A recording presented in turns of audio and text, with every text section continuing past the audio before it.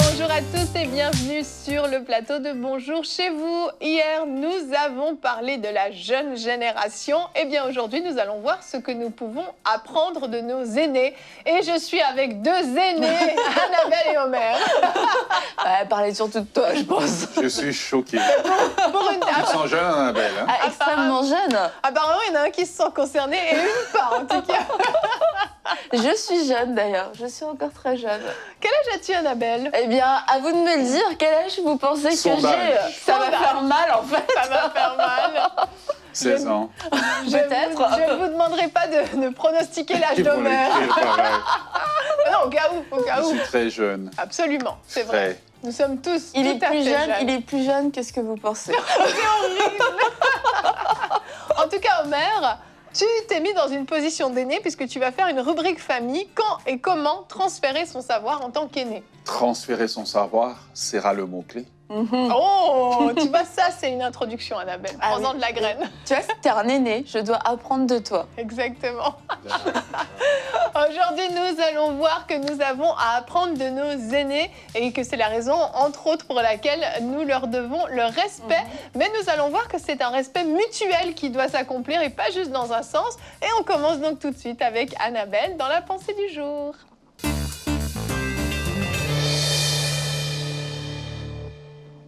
Je crois que le monde irait beaucoup mieux et l'Église aussi si nous pouvions apprendre de nos aînés, s'il y avait ce rapport de transmission, ce rapport entre les générations pour que ce qui a été appris quelquefois de façon difficile, quelquefois à travers les expériences, les erreurs, puisse être transmis à l'autre génération. Alors lorsqu'on fait partie de cette génération plus jeune, on doit choisir de s'humilier tout simplement, d'avoir une attitude d'humilité, de dire ces personnes-là sont passées par des choses par lesquelles je ne suis pas encore passée. Il y a quelque chose à apprendre, même s'ils sont plus vieux, leur façon de parler, leur façon de penser, leur façon d'être, ça ne me convient pas, je ne me retrouve pas dans ça. C'est peut-être normal parce que vous êtes d'une génération différente, mais il y a quelque chose à apprendre. Et j'aimerais vous lire dans Proverbe 5 au verset 12, tu diras alors, comment donc ai-je pu détester l'instruction et comment mon cœur a-t-il pu mépriser le reproche? Comment ai-je pu ne pas écouter la voix de mes maîtres, donc la voix de ces aînés, la voix de ces personnes plus vieilles que moi, ne pas tendre l'oreille vers ceux qui m'instruisaient? Et j'aimerais vous encourager à ne pas avoir de regrets, que dans 10 ans, dans 20 ans, vous allez vous dire, mince, si j'avais su, j'aurais dû les écouter, j'aurais dû leur demander, j'aurais dû tendre l'oreille, j'aurais dû saisir ce conseil parce qu'aujourd'hui, je suis à leur place et je comprends pourquoi ils étaient comme ça, mais j'ai négligé leur instruction, j'ai négligé leurs conseils parce qu'ils étaient trop vieux, parce qu'ils étaient pas cool, parce qu'ils me cassaient les pieds, parce que c'était des vieux, et ils comprenaient rien et moi je comprenais tout et ne pas vous retrouver dans 20 ans dans la même situation, avoir refait les mêmes erreurs. Alors c'est sûr, ils ont leur part à jouer dans la manière de le transmettre, dans cette disposition, mais vous avez aussi votre part à jouer. Est-ce que je suis prêt à écouter au-delà de la forme? Est-ce que j'ai cette attitude, cette disposition qui me dit cette génération a quelque chose à m'apprendre et pas cette attitude d'être auto-remplie, je sais tout mieux que tout le monde, ils ont fait que des erreurs. Et quand bien même cette génération a pu faire des erreurs, cette génération a pu faire des erreurs, ton père a fait des erreurs, ton pasteur a fait des erreurs, ton responsable a fait des erreurs, tu peux faire en sorte aussi que ces erreurs ne soient pas gaspillées en apprenant de ces erreurs. Ces choses-là n'ont pas marché, ces choses-là ont fait du mal, ces choses-là ont divisé peut-être ta famille.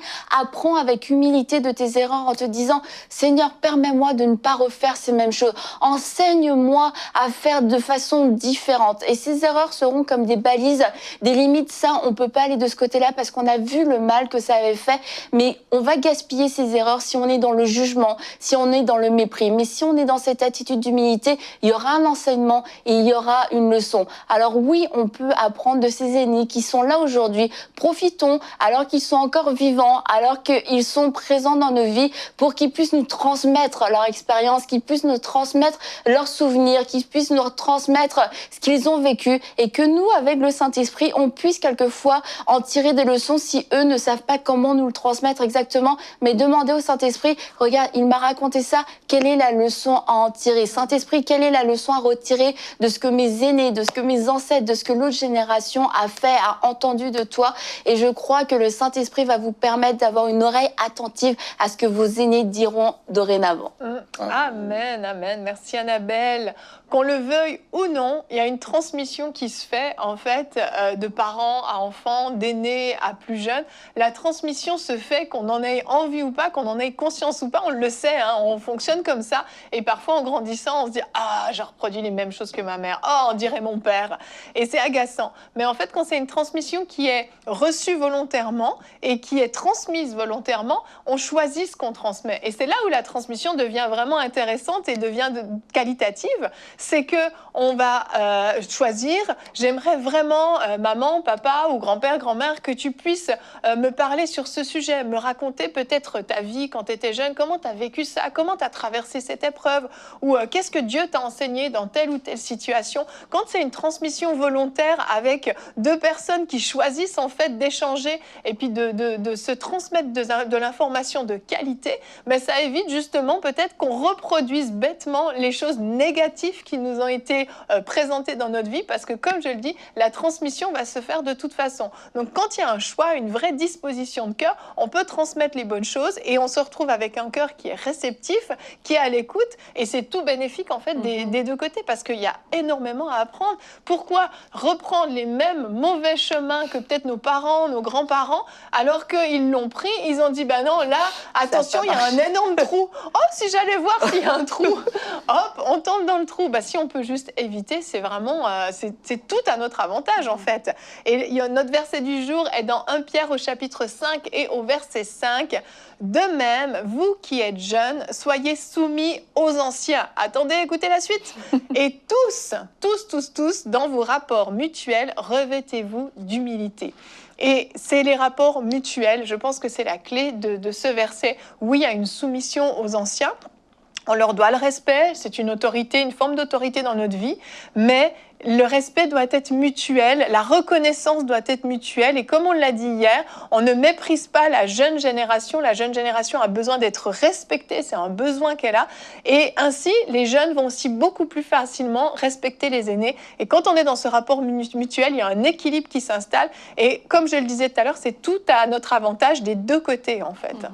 Ouais, et je crois que souvent, la jeune génération va se dire ben, je vais faire mes propres expériences. Et souvenez-vous, en fait, qu'on vit qu'une seule fois. Et vous n'êtes pas obligé de passer dans la vie par essai-erreur. Essai-erreur, parce que, voilà, on dit dans un certain proverbe que à force de dire je ne veux pas écouter, tu vas te retrouver au village de si je savais. Et si je savais, généralement, ben, ce sont nos aînés. Et souvent, écouter, juste au moins prendre le temps d'écouter, au lieu de tout balayer du revers de la main. Aujourd'hui, dans ma propre vie, il y a beaucoup de choses. Souvent, je raconte à mon frère, à mon père, les anecdotes avec les enfants, puis il est mort de rire, parce qu'il me dit, tu m'as fait passer par la même chose. Voilà, aujourd'hui, dans le ministère, voilà, j'arrive, il n'y a pas un manuel. Et souvent, c'est, comment est-ce que mon père faisait? Dans telle situation qu'il a eu, comment il va résoudre ça? Alors, ça devient un repère pour nous dans les temps difficiles, donc j'aimerais vraiment vous encourager et ceux qui doivent transmettre et ceux qui doivent recevoir. Ceux qui doivent transmettre doivent respecter et honorer ceux qui reçoivent, mais ceux qui doivent recevoir aussi doivent se mettre dans une attitude pour dire « je ne sais pas tout » et même si je sais, un peu plus de connaissance n'a jamais tué personne. Et comment... moi, je vais me placer dans la position de la jeune génération. Bah oui. Moi, je me mets dans ceux qui enseignent. Voilà. Exactement. Annabelle, écoute. Bah, je parle pas du coup.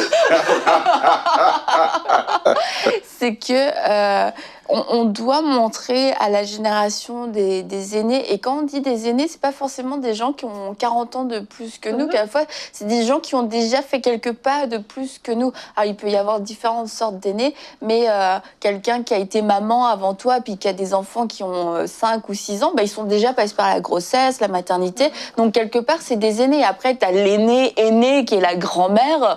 Bon, voilà, il y a différentes sortes d'aînés. Mais en tant que jeune génération, c'est de communiquer à l'autre génération, bah, je ne sais pas tout. Parce qu'en fait, on a l'impression quelquefois que ce sont les aînés qui veulent pas nous transmettre quelque chose, mais ils peuvent sentir qu'ils n'ont pas d'accès. Oui. Et lorsque nous, on leur dit, mais en fait, j'ai besoin de ton aide, j'ai besoin de savoir, ça donne à l'autre l'opportunité. Et je crois que ça se perd de plus en plus parce que les générations se comprennent pas. La plus vieille génération croit que la plus jeune génération ne veut pas les entendre parler parce qu'ils sont trop vieux. Et la jeune génération se sent jugée et méprisée. Du coup, ils ont de l'appréhension à entendre ce que la génération plus vieille a à dire. Plus expérimentée a à dire. Et quand on est dans cette jeune génération, bah, il faut savoir le dire, ouvrir la porte.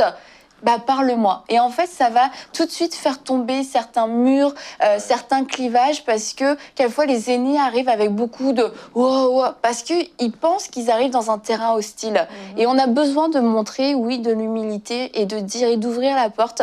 Et on n'a pas l'impression, quelquefois, quand on est dans la jeune génération, que c'est à nous d'ouvrir la porte. Mais pourtant, je vous invite vraiment à le faire. Quand vous êtes avec des aînés, ouvrez la porte et dites-leur, bah, parle-moi, dis-moi, posez des questions, parce qu'ils se sentent peut-être pas accueillis dans votre vie, parce qu'ils ont l'impression que vous ne voulez pas les entendre. Et le fait de le dire, ça va vraiment faire descendre... c'est un peu cette tension qu'il peut y avoir. Oui, et puis on peut être surpris de ce qu'on découvre. Moi, quand j'étais à l'école secondaire, j'ai dû faire à un moment donné un interview d'une personne qui avait vécu la période de la guerre. On sait qu'en Suisse, la Deuxième Guerre mondiale n'a pas forcément frappé fort, mais dans la région où j'habite, on est à la frontière française et il y a eu des conséquences quand même. Et en fait, je ne savais même pas que ma grand-mère, avait expérimenté vraiment des moments difficiles. Et en fait, je l'ai choisie, elle, pour aller l'interroger. En la sortie des albums photos, j'ai passé 2-3 heures avec elle. Elle m'a raconté toute son enfance, toute cette période de guerre. J'ai appris qu'un obus était tombé à côté de sa maison mais n'avait jamais explosé. J'ai dit, waouh, Seigneur, t'as gardé ma grand-mère. Et en fait, mon regard sur elle a énormément changé après. Jamais dans un contexte de repas de famille ou autre, elle m'aurait raconté tout ça parce que c'était quand même assez personnel. Mais le fait de m'être assise avec elle et de lui avoir dit, raconte-moi ton enfance, j'ai appris tellement de choses. Vraiment, mon respect pour elle a changé.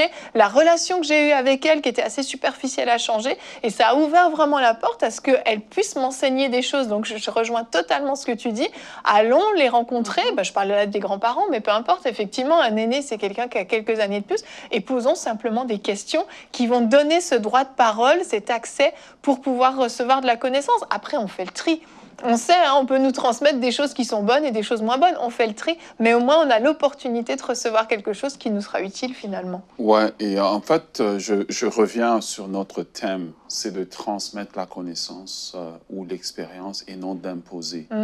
Souvent là où ça ne marche pas, c'est là où on vient et on dit aux petits jeunes, toi tu sais rien, nous dans notre temps c'était meilleur, etc.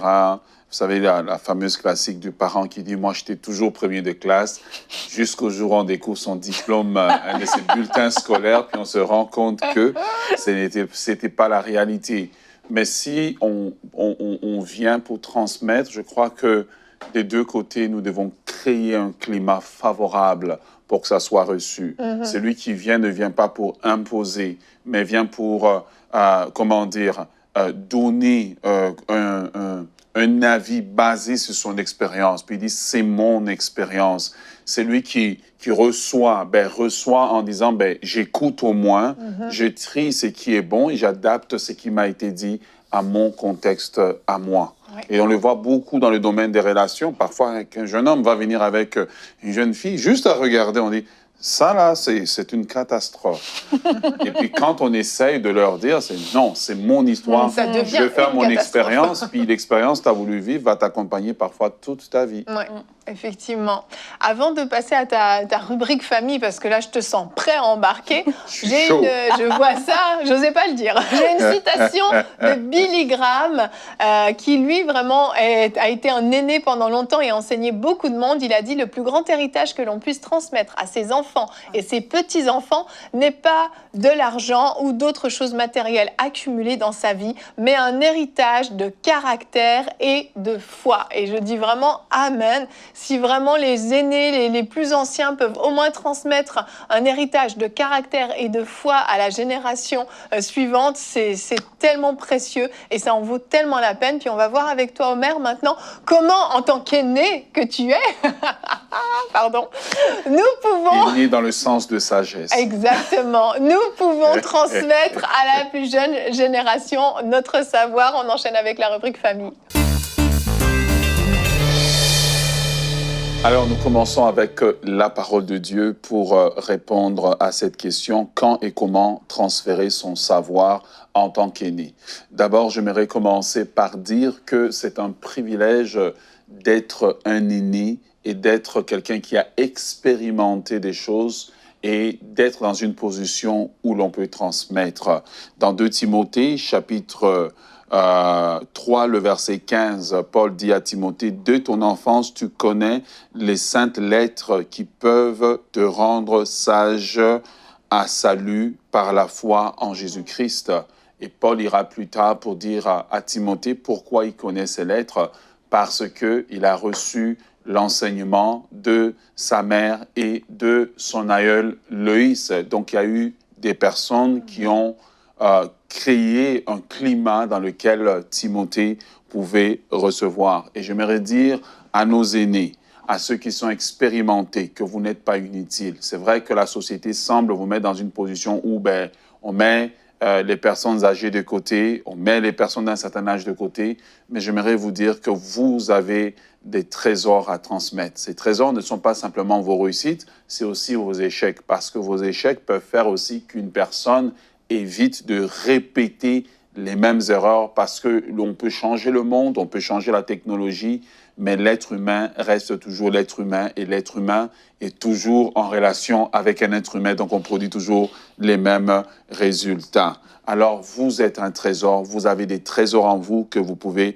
transmettre. La deuxième des choses, c'est que vous avez de la connaissance à transmettre, et vouloir transmettre cette connaissance de façon équilibrée, avec humilité et grâce, en fait, c'est une marque d'amour envers la génération qui monte. Que ça soit dans l'Église, que ça soit dans la société, lorsque nous sommes animés de ce désir, c'est une marque d'amour, une manifestation d'amour envers cette génération-là qui monte, pour qu'ils n'échouent pas, pour qu'ils ne puissent pas répéter les mêmes erreurs. Car d'une génération à l'autre, les erreurs ne doivent pas se répéter, mais on doit s'améliorer, on doit devenir meilleur. Et aussi, le fait de vouloir transmettre cette connaissance, eh bien, est une action, en fait, qui sécurise la prochaine génération. Elle grandit dans l'Église avec sécurité, elle grandit dans la société avec sécurité, tel que, en fait, vous voyez, le livre de Proverbes, en fait,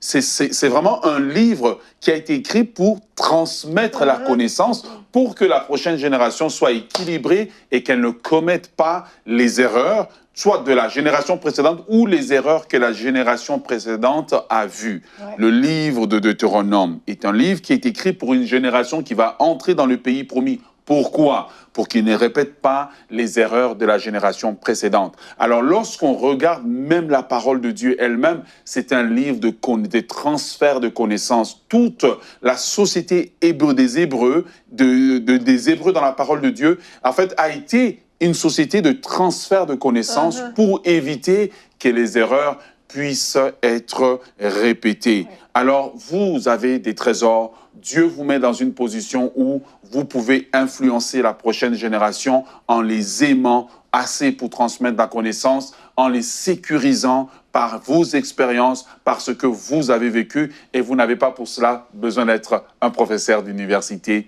tel que vous êtes. Vous êtes un trésor ambulant. Alors, quand transmettre la connaissance, idéalement, c'est bien de transmettre la connaissance dès l'enfance en fait, parce que c'est là qu'on peut bâtir des ponts, une relation de confiance. C'est pour cela que Paul dit à Timothée, dès ton enfance, tu connais les Saintes Écritures. Mais comment les a-t-il connues? Au travers de sa mère, au travers de son aïeul. Timothée a pu recevoir les Écritures. Alors, dès que l'enfant est petit, ne le méprisez pas. Parfois, on a l'impression que nos enfants ne nous écoutent pas, ils ne nous écoutent pas. Mais en fait, la connaissance demeure en eux. Alors, c'est dès l'enfance. Alors, il y a 4 types de connaissances que l'on peut transmettre. La première connaissance, c'est la connaissance identitaire. Ça, c'est la première connaissance. Dans Deutéronome, chapitre 6, le verset 20, le Seigneur dit « Lorsque ton fils te demandera un jour que signifient ces instructions, ces prescriptions, les règles de l'Éternel, que l'Éternel, notre Dieu, vous a données. » Le but de la connaissance identitaire, c'est de donner un sentiment d'appartenance. Et dans ce texte ici, Dieu donnait à Israël la loi, car le but de la loi n'était pas simplement la sainteté, mais c'était de former un sentiment d'appartenance à la nation, de former un sentiment, l'identité de la personne était liée à l'ensemble des lois, des coutumes. Et Dieu dit ici à Israël qu'il va arriver un temps où l'enfant va observer et l'enfant va poser des questions. Et c'est là qu'on dit à l'enfant, c'est parce que nous ne sommes pas comme les autres nations, nous ne sommes pas comme les autres familles, nous sommes une famille chrétienne, parce que nous faisons ça parce que Jésus est mort à la croix pour nous. Donc dans la connaissance identitaire, nous renforçons l'identité de l'enfant pour que l'enfant puisse aimer la famille, aimer aller à l'église, aimer les choses, les valeurs familiale. Deuxième type de connaissance que nous transmettons une fois que nous avons assis la connaissance, transmis la connaissance identitaire pour que l'enfant sache qui il est.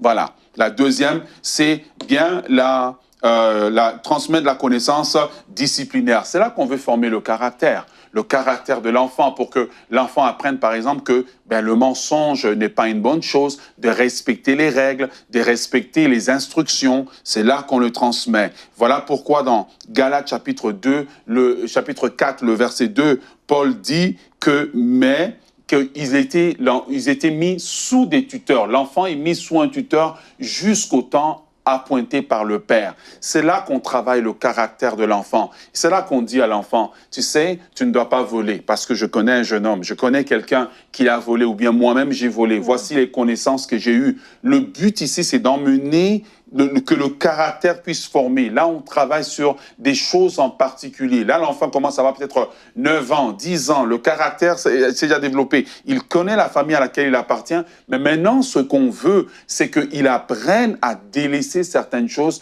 parce qu'elle aura des conséquences. C'est là que l'enfant se retrouve peut-être seul à l'ordinateur. Et on lui dit, pourquoi il ne devrait pas aller sur le site pour adultes? Dites-lui que vous avez été vous-même. Dites-lui les conséquences que ça a eu sur vous. C'est là maintenant qu'on transmet la connaissance disciplinaire. La troisième, j'aimerais parler de la proximité. Pourquoi? Parce que l'enfant apprend maintenant en observant. Parce que là, maintenant, il a du discernement. Il a du discernement et j'aime ce texte de Genèse chapitre 22, le verset 8 où on dit que Isaac et puis Abraham marchaient ensemble sur le chemin de la montagne. Et à la montagne, Isaac va poser une question. Il va dire, mon père, nous avons le bois, mais il n'y a pas de bélier. Comment Isaac savait-il? C'est parce qu'il avait appris à observer son père. Et souvent, en tant que parents, nous restons mystérieux pour nos enfants. Nos enfants, nous restons mystérieux. Mystérieux sur notre passé, mystérieux sur notre présent. Nous avons créé une telle distance que l'enfant ne peut pas apprendre ou l'apprenti ne peut pas apprendre par la proximité. Au fur et à mesure que l'enfant grandit, nous devons faire l'effort d'en faire notre ami pour qu'il apprenne par cette proximité à nous voir réagir dans certaines situations et même lui permettre de poser des questions. Mais pourquoi tu as fait comme ça? Et là, maintenant, on peut lui expliquer. Voici pourquoi j'ai fait. Donc, l'enfant, cette proximité fait que la connaissance va beaucoup plus se transmettre. Et la dernière que j'aimerais citer ici, et vraiment, je les cite dans l'ordre dans lequel ils devraient paraître, parce qu'au fur et à mesure que l'enfant grandit, au fur et à mesure où l'enfant ou la personne que nous avons sous nous, le neveu grandit, eh bien, au fur et à mesure qu'il est assez mature maintenant pour supporter ou pour comprendre certaines choses, la dernière, c'est la connaissance expérimentale. La connaissance expérimentale, eh bien, on estime que la personne est maintenant un adulte. C'est un adulte qui est capable de comprendre. Donc, on peut maintenant se dévoiler dans une certaine nudité de caractère. Hein? Oh, c'est bien précisé. Nudité, je précise très bien, qui va nous permettre maintenant de donner le dernier niveau de connaissance. Dans 2 Timothée, chapitre 3, le verset 10 à 11, Paul dit ceci à Timothée, et on retient que Timothée est déjà un pasteur, donc c'est un adulte, c'est un mature dans la foi, et Paul est dans son vieil âge. Paul dit, « Mais toi, tu as pu observer mon enseignement, ma conduite, mes projets, ma foi, ma patience, mon amour, mon endurance. Tu as pu voir quelle persécution et quelle souffrance j'ai enduré à Antioche, à Icône, à Lystre. Quelle persécution, en effet, n'ai-je pas suivi? Et chaque fois, le Seigneur m'en a délivré. » Par la connaissance expérimentale, il vient un temps où, en tant que parents, on doit parler à nos enfants de ce qui nous a fait mal, de nos échecs, des tours de la vie, parce que l'enfant maintenant, ou la personne qui apprend de nous, étant devenu adulte, va maintenant commencer à vivre ça.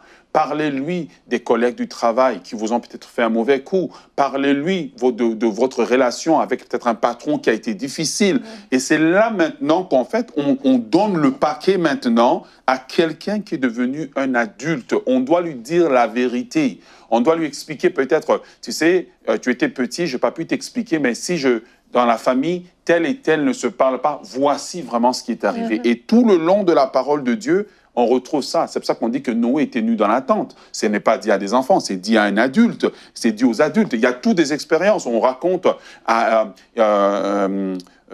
David qui est tombé dans l'adultère. Ce n'est pas dit pour diminuer David, mais c'est dit pour prévenir les prochaines générations des dangers de l'adultère. Salomon qui a eu 1000 femmes, ce n'est pas dit pour diminuer Salomon, c'est dit pour prévenir des dangers de la polygamie. Alors, j'aimerais vraiment vous encourager, vous avez un trésor à transmettre.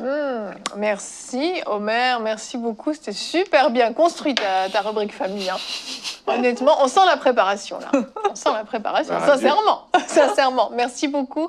Quand je t'écoutais, je me disais, c'est fou parce que ça paraît évident, en fait, cette transmission, ça devrait se faire naturellement. Mais quand on voit au jour le jour, au quotidien, on réalise que c'est pas naturel pour tout le monde. Et puis, parfois, il y a cette mentalité de vouloir cacher ses erreurs, cacher tous les faux pas qu'on a fait, puis donner une apparence à nos enfants ou aux plus jeunes qui nous regardent de perfection toujours. Et vraiment, j'avais à cœur de vous encourager à être sincère avec vos enfants ou avec les plus jeunes que vous encadrez, même si vous êtes leader de jeunesse. Vous pouvez être sincère sans forcément aller dans tous les détails. Selon l'âge, effectivement, on adapte le type de connaissances qu'on transmet, mais vous n'avez pas besoin d'avoir l'air parfait. Vous pouvez être sincère et montrer que vous aussi, vous avez eu des faiblesses, vous avez eu des moments de doute, des moments difficiles, mais que malgré ça, vous êtes resté attaché à Dieu. Malgré ça, vous avez fait confiance à Dieu. Malgré ça, vous avez choisi de revenir sur le droit chemin. Et c'est aussi un enseignement. Vous ne savez pas comment ça va pouvoir être utile, toucher le cœur d'un plus jeune qui, lui, a peut-être besoin d'être rassuré et de se dire, en fait, c'est pas parce que j'ai fait un mauvais pas que je suis disqualifié. Je peux revenir parce que lui, je vois qu'il est vraiment attaché à Dieu. Elle, je vois qu'elle a su remettre sa vie en règle et c'est vraiment important de pouvoir être transparent avec les plus jeunes. Merci à vous deux. On se retrouve demain. Je vous rassure, on arrête de parler des générations, mais on va parler de croissance spirituelle. Demain, nous allons mesurer notre croissance spirituelle. Vous allez voir que l'outil de mesure est assez simple, mais très important. Donc, on en parle demain. Merci de nous avoir suivis et bonjour chez vous.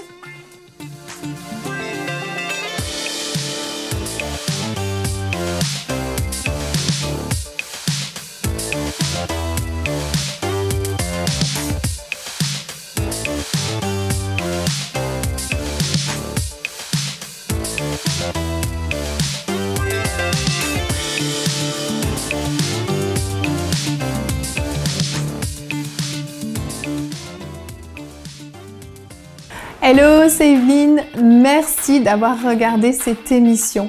N'oubliez pas de vous abonner et d'activer la cloche pour ne pas manquer nos prochains programmes exclusifs.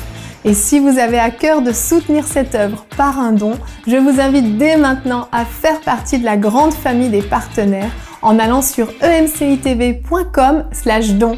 Et n'oubliez pas, Dieu vous aime.